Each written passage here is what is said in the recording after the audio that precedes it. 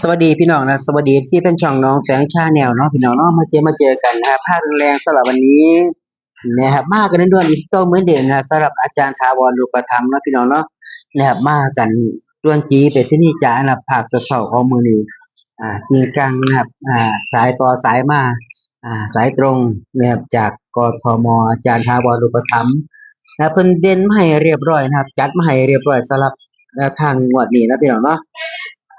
เอาก่อนที่เข้าไปเบิ่งชมก็มาฟังคำเตือนก่อนนะพี่น้องว่าคำเตือนทางช่องของเราเสนอเพื่อเป็นแนวทางเลือกซื้อสลากกินแบ่งของทางรัฐบาลเท่านั้นไม่สนับสนุนสิ่งพนันที่ผิดกฎหมายทุกชนิดการพนันทุกชนิดล้วนมีความเสี่ยง100%ก่อนตัดสินใจโปรดใช้วิจารณญาณอาจารย์แต่ละท่านอาจารย์แต่ละสำนักล้วนแล้วแต่เป็นบุคคลธรรมดาที่คำนวณตามสถิติที่น่าจะเป็นเท่านั้นนะครับไม่การันตีว่าจะเข้าหรือจะหลุดนะครับตามนั้นได้พี่น้องเด้อ ขออภัยพี่น้องมาเบิ่งสถิติข้อมูลนะครับย้อนหลังกันจักหน่อยหนึ่งนะครับสำหรับอ่างวดนี้นะพี่น้องเนาะของอาจารย์ถาวรอุปถัมภ์งวดที่ผ่านมานะเพิ่นให้มาล่างเม็ดเดียวพี่น้องแก่นๆหลุดไปนะครับฟันเม็ดล่างเม็ดเดียวเนี่ยเม็ดเดียวฟันไป6 1อาจารย์ถาวรอุปถัมภ์นะครับหลุดไปเด้อพี่น้องเด้อหลุดก็คือหลุดนั่นแหละนะครับอ่าหลุดก็คือหลุดบ่ได้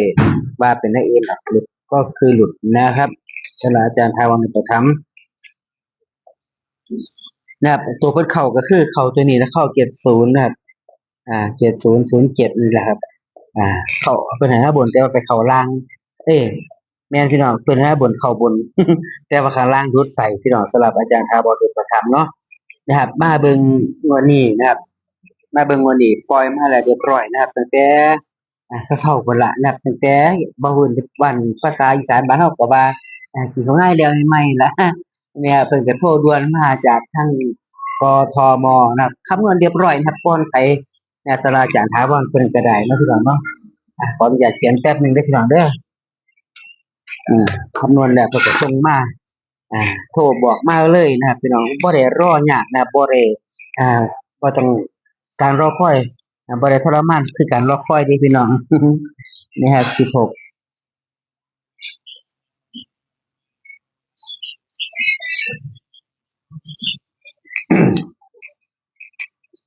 16มิถุนายน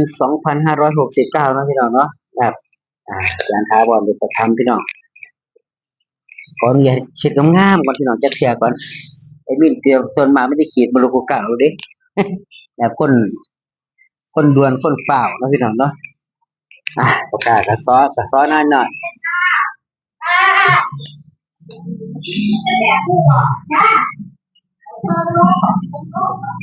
เป็นหยังน้อกระเทียมโอ้กระเทียมนะพี่น้องเนาะกระเทียมนะครับถึงอัดคลิปถึงฟังแม่ค้าก็จะคุยกันนะครับอ่ะ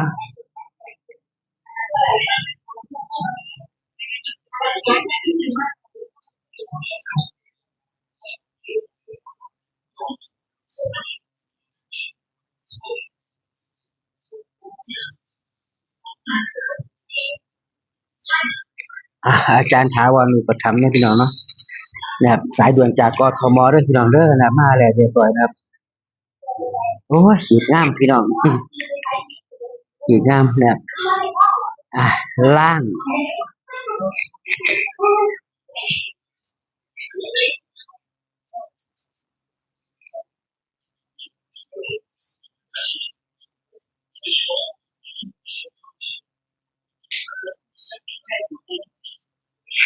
ล่างอย่างเดียวนะพี่น้องเนาะ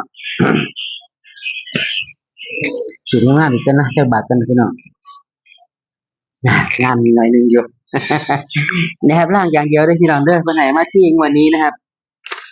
งวดนี้เพิ่นให้มาที่เรียบร้อยแล้วพี่น้องเดี๋ยวขออนุญาตเขียนไว้พี่ให้น้องได้เบิ่งเป็นเบิ่งไปนำกันนะพี่น้องเนาะนะเพิ่นให้มาที่ข้าง0นะครับแล้วก็80 90กัน เร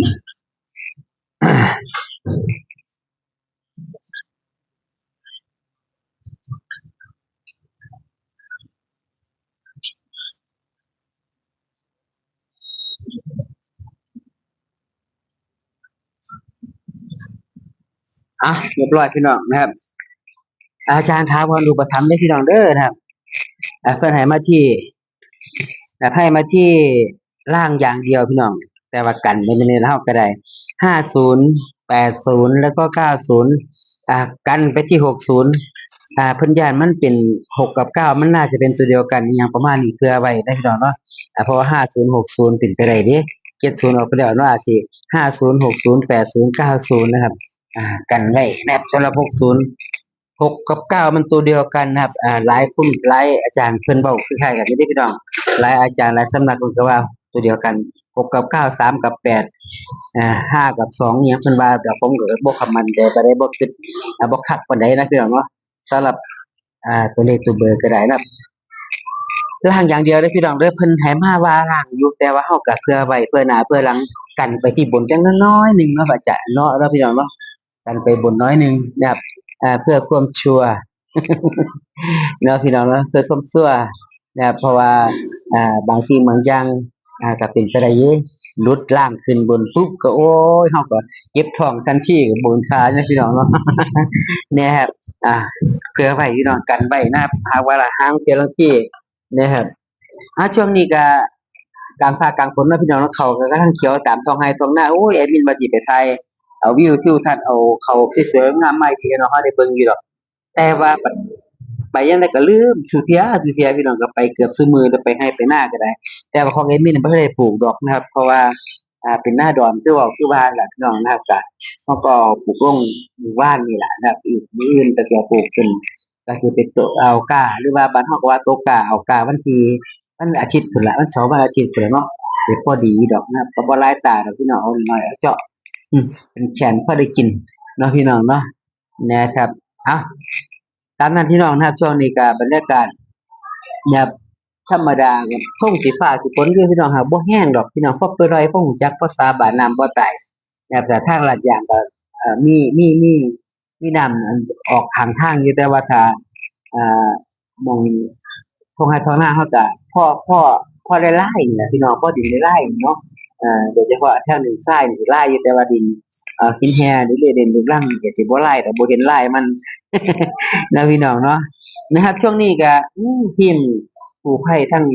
พี่น้องทั้งช่วยเหลือ2ชีวิตที่ติดถ้ำยังอีก2ชีวิตนะ2ทาน2คนที่ติดถ้ำทางเมืองลาวพี่น้องก็ยังเอาขึ้นบ่ทันได้ยังช่วยเหลือบ่ทันได้อยู่ก็แต่ว่ามีสัญญาณว่าคืออยู่ก็คือสิเป็นเสียงคนเคาะตอกยังมีสัญญาณสีดอยู่ว่าซั่นนะครับตามที่ฟังข่าวแอดมินก็บ่ได้ไปดอกเพราะว่ามันไกลนะพี่น้องแล้วว่าสิไปถ่ายทำก็ส่งไกลแฮง เนี่ยครับก็เลยก็บ่เป็นหยังก็ฟังข่าวเอาใจช่วยเพิ่นเนาะทั้งทีมงานกู้ภัยพี่น้องไทยลาวพี่น้องทางต่างประเทศนะครับหลายหม้องหลายที่หลายหม้องหลายแก่เพิ่นมาช่วยกันนะครับก็ระดมสรรพกำลังสรรพอุปกรณ์นะครับช่วยหวังสิช่วยให้เต็มที่ว่าสิเข้าไปสำหรับทีมกู้ภัยไทยเฮานะครับแล้วก็พี่น้องทั้งสปปแล้วก็พี่น้องทั้งต่างประเทศนะครับก็เอาใจช่วยเพิ่นเด้อจังได๋ก็ได้ขอให้อยู่รอดปลอดภัยตลอดปลอดภัยให้ออกจากถ้ำได้โดยไวเนี่ยด้วยความอ่าปลอดภัยทุกๆท่านนะครับบ่ว่าสิเป็นทั้งหน่วยกู้ภัยเจ้าพนักงานกู้ภัยหรือว่าสิเป็นทั้งพี่น้องผู้ติดถ้ำติดอ่าอุโมงค์เนาะก็ให้ออกปลอดภัยก็แล้วกันนะครับเอาใจช่วยเด้อจังไดก็ได้ขออาราธนาสิ่งศักดิ์สิทธิ์ทั้งหลายในสากลโลกกว้างให้คุ้มครองพี่น้องผู้ติดถ้ำให้คุ้มครองพี่น้องกู้ภัยทุกท่านนะครับ มาเบิ่งรอบสุดท้ายกันแล้วกันสำหรับแนวทางของอาจารย์ถาวรอุปถัมภ์เนาะพี่น้องเนาะล่างอย่างเดียวเด้อพี่น้องเด้อนะครับเอาพวกเขามาใหม่มารุ่นนะครับอย่าลืมกดไลค์กดแชร์กดติดตามให้ท่านเด้อพี่น้องเด้อติดตามว่าให้กำลังใจซึ่งกันและกันเนาะพี่น้องน้ำเพิ่งเลือดเสือเบิ่งปลาซาใสนะครับเฮาคนไทยก็เพิ่นกันโดยดามบาดบ้านนั่นล่ะเนาะพี่น้องเนาะนะครับพี่น้องกดไลค์กดแชร์ก็ผมก็มีกำลังแรงใจนะครับหาแนวทางหาอาจารย์มาฝากพี่ฝากน้องกัน ถามว่าเขาหรือหลุดราชการมันก็มีเทั้งเขาทั้งหลุดแหล้วพี่น้องครับเพราะว่าลูกกลมๆนะครับลูกกลมๆเฮานี่ก็ถือว่าเป็นการคาดคะเนอาจารย์เพิ่นให้มาก็คาดคะเนหรือว่าอ่าให้มาตามสูตรนะครับตามสถิติจั่งซี้เนาะพี่น้องเนาะเอาแคปหน้าจอไว้พี่น้องนะครับสำหรับแนวทางของอาจารย์ถาวรอุปถัมภ์ล่างอย่างเดียวเด้อพี่น้องเด้อแต่ว่าเฮาก็ต่อยบนไปนำเถอะตัวเนาะกันฟอนะครับกันวืดนะครับ50 80 90แล้วก็กันไปที่60นะพี่น้องกันเด้อพี่น้องเด้อกันตัวกัน60พี่น้องกันไว้60พี่น้องเพราะว่าเป็นหยังคือว่ากันติเพราะว่า6กับ9มันตัวเดียวกันอาจารย์เพิ่นว่าเลยพี่น้องเนาะก็เลยกันไว้60มันก็ว่าเข้านี่พอดีพี่น้อง50 60 9 70ออกไปแล้วนะก็80 90นั่นแหละพี่น้องช่องว่างนี่พอดีนะสุดขอวางนี่โดดแต่ว่าเป็นตัวกันนะครับที่จริงเพิ่นเด่นมาแค่นี้ล่ะเลข12ชุดแม่นบ่ล่ะฮึเออว่าประมาณนี้แหละพี่น้องประมาณเพิ่นตัดมาให้ตัดมาให้กันมาให้ได้ประมาณนี้พี่น้องถ้าคันจำบ่ผิดว่า12ชุดน่าจะเป็นชุดบนเนาะพี่น้องเนาะชุดบนที่ลงไปคลิปก่อนนะพี่น้องเนาะอ่าตามนั้นพี่น้องนะครับเอาแคปหน้าจอไว้เลยนะพี่น้องเนาะสำหรับคลิปนี้ก็ต้องขอบพระคุณอาจารย์ถาวรอุปถัมภ์เนาะผู้แบ่งปันแนวทางข้อมูลมาขอบพระคุณจากหัวใจจริงๆนะครับพี่น้องและขอบพระคุณ FC แฟนช่องที่ติดตามการเดินจนจบเนาะสำหรับคลิปนี้ขอให้ FC โชคๆมันๆรวยๆเด้อพี่น้องเด้อได้จับเงินแสนเงินล้านกันเมื่อทุกผู้ทุกคนในงวดวันที่16มิถุนายน2569สำหรับคลิปนี้ไปก่อนแล้วพบกันคลิปหน้าคลิปนี้กราบคำว่าสวัสดีครับ